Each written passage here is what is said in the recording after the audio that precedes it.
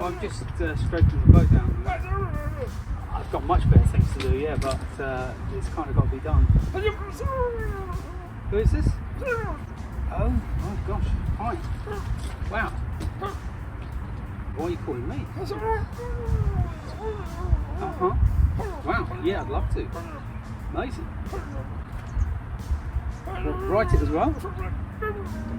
The whole thing? That's great. Okay, yeah, I'll do it. Just got a TV deal to write a sitcom.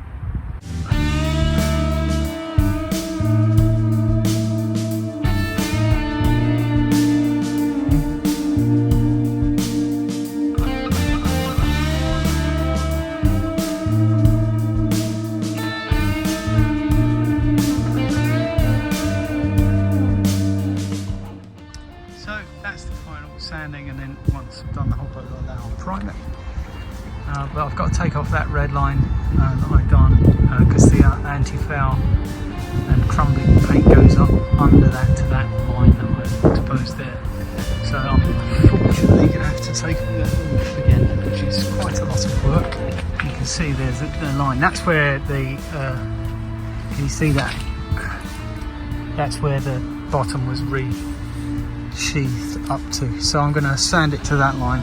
It seems like a natural place to go to, and that goes all the way back here like this to here, so we'll get all that off, and then I can be sure that the last thing we want is it peeling away around the waterline or any problems there. So a bit more work again, but I've taken the pressure off myself. I was aiming for 2 weeks to get in the water, so it takes as long as it takes. So that's where we're at. I'm going to go home. Recorded very little today, just working. We need to talk. We need to talk about the boat, you know. There's things going on here you need to explain to me, okay? All right, go ahead. Tell me what's going on. Okay, I will. So, very large boot top line. Traditionally they're kind of just near the water line. So I estimated where the water line was and I painted it on. So, but then I decided to strip this right back. But that's left a lip, and as you know, the paint is very thick on there, so that's going to chip. Could I leave it like that? Of course I couldn't. I'm taking it off all the way up to there, which is where, when the hull was finished, i.e. they put this stuff on, this stuff. My filming is terrible today. What, Desmond? You know, it's like you're going backwards, son. You know, concentrate. All right. They did it to that line there, and you can see there's a line, okay? That's nowhere near the water line. The water line is about here.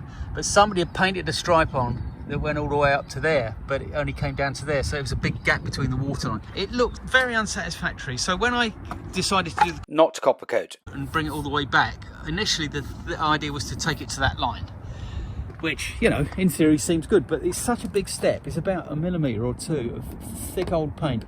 That's going to cause a problem. So what did I do? I took it all the way back up to that line.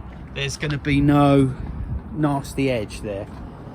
And I'm going to bring the not copper coat above where it needs to be, and then I'll paint a waterline on top of that at some point. Might not even be this time, because it's very hard to mark the waterline when the boat's out of the water. The boat's not level, and I'm not even sure exactly where the water comes up to. So what I'll probably do is just make a nice job, and then in the future, at some point, when I've got absolutely nothing else to do, I'll sort it out. Well, we all know what's going to happen there, don't we? Job today is to bring it back to that point, like that. Sand away this edge so that when I prime it, you won't be able to see it's been scraped off. And then that should be a nice job. Something to be proud of, a morping, you know. But at the moment, it's just clumsy and massive, and I don't like that. That gives you a good idea of how much extra I'm taking off there.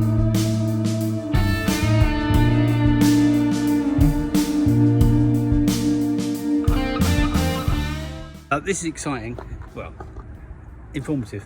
This is what I was talking about, why this is a problem and why I've got to deal with it. Because it was on old anti-felt, it's barely stuck. And that, I think, over time would have happened to most of that red line. So that's what I'm doing. But as you can see here, look at that, look. Preparation. Was it in aviation we had the 5 P's? Prior planning prevents piss poor performance. 6. So we could say here, prior preparation prevents piss poor.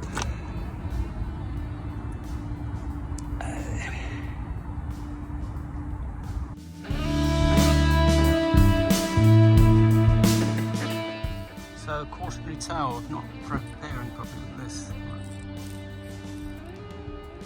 This is what happens if you don't properly sand a surface when you paint on it. Stop! This wasn't my work. Previous coat of anti-foul had been applied without keying up the surface properly, probably many years before. There's no bond, you can't hook in, but more to the point, they've painted over old anti-foul, and that is designed to, it's called ablative, and that basically means it wears off by itself. So that basically somebody's painted that and not sanded it. I painted on top of it. Again, just very pleased I'm doing this. I want you to get a flavour of what I've been doing for the last 5 days, so I'm nearly done here. This is dirty work. So the wind's coming from the east, so it's blowing the stuff into my face. The scraping's pretty much done, but I'll show you what's been occurring there. And I don't know if you can see that, but it's blowing straight into my face. And then I've got the ultimate pleasure of sanding while standing in a hunched position. I do not need to do any yoga at the moment. I think I've got it covered in the bending exercise calm.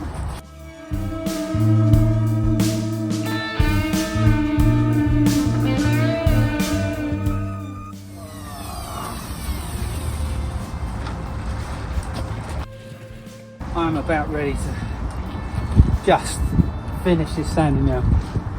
So this area here, it's just too hard to scrape off, and I'm digging in too much. It doesn't scrape off easily. I'll just sand it. Just like take the hit, man. Nearly done. So this is epoxy primer.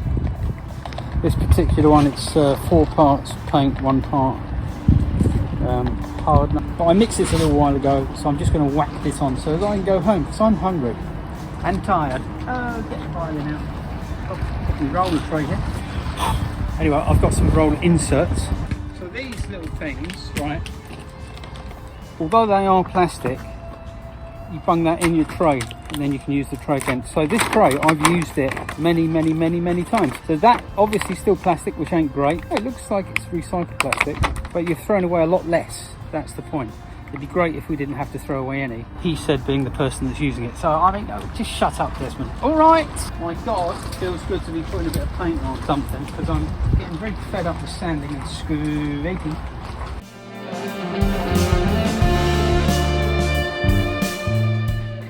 God, that's so much more enjoyable than sanding. That's going to look nice too. Look at that. Could eat your dinner off of that. It's lovely. Oh, come on. It's the final push. I'm going to go and do the same on the other side now. You don't want to see that, because you won't be able... Oh, no, I just painted my eye watch. So I don't think I really got a chance to film this last night before I went, because I was very tired. What I've done is I've put primer on under these pads, and I've retracted those pads with the use of these portable pads that you can get from the marina. Yeah, still slightly soft, but you know, it's the way it goes. So I'm going to put those back up, and then I'm going to get those off and prepare underneath those. It's a bit chilly today actually, autumnal nip, and that's not a little whiskey. I think the overalls of choice today are the cotton ones, because these are well cosy, innit? Yeah, these are great. Oh, that's nice. Let's do this. Oh, I'm all itchy. What's going on? Is it this? Could be psychological. Psychological. We're gonna sort these pads out and get the front exposed so we can work on it.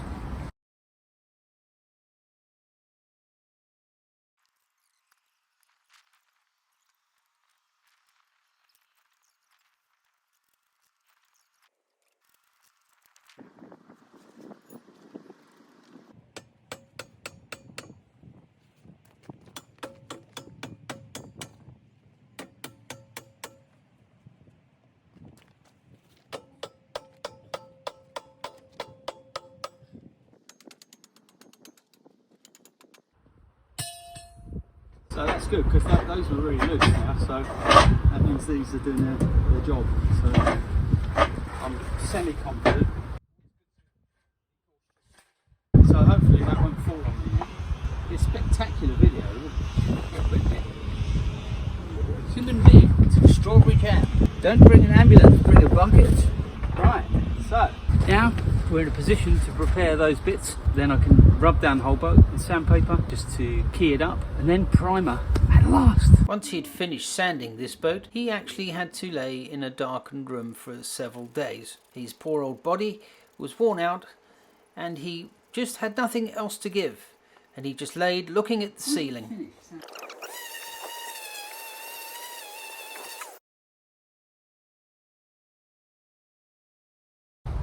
Let's talk about lactic acid. Ow! So just a little bit on sanding curves. You've got to be careful with this. The natural tendency is to want to push in like that. But that will cause a low spot.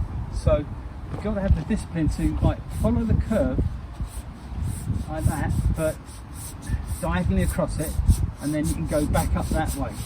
That way you're taking off an even amount of material right across, which then won't leave you with any lows.